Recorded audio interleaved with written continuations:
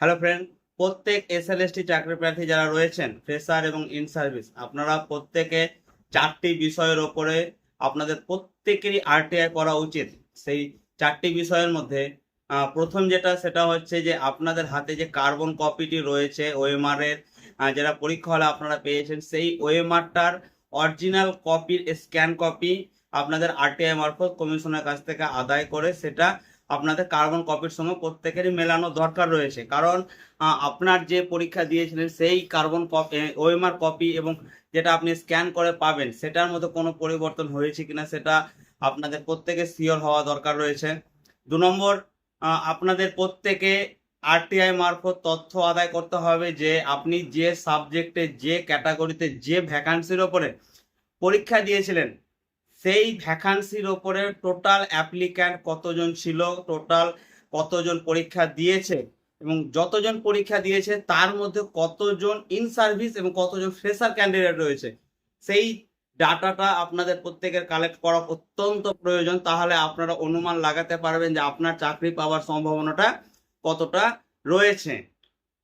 আর 3 নম্বর যে বিষয়টা সেটা হচ্ছে যে গ্যাজেটে উল্লেখিত সাবস্ট্যান্টিভ পোস্ট, এই সাবস্ট্যান্টিভ পোস্টের ক্লিয়ারিফিকেশনটা জন্য একটা আরটিআই করা দরকার, যে ক্লারিফিকেশনটা কমিশন দেবে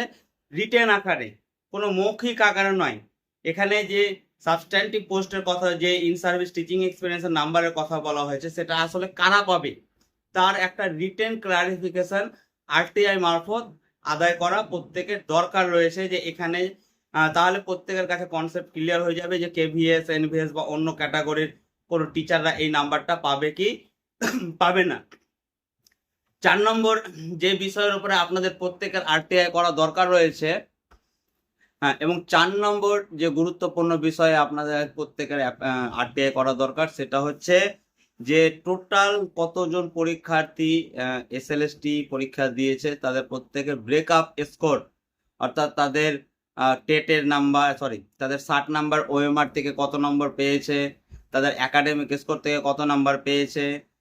এই সম্পর্কিত একটা ব্রেকআপ স্কোরের লিস্ট। তো আপনারা প্রত্যেক এসএলএসটি ক্যান্ডিডেট এই 4টি বিষয়ে যাতে আরটিআই করতে পারেন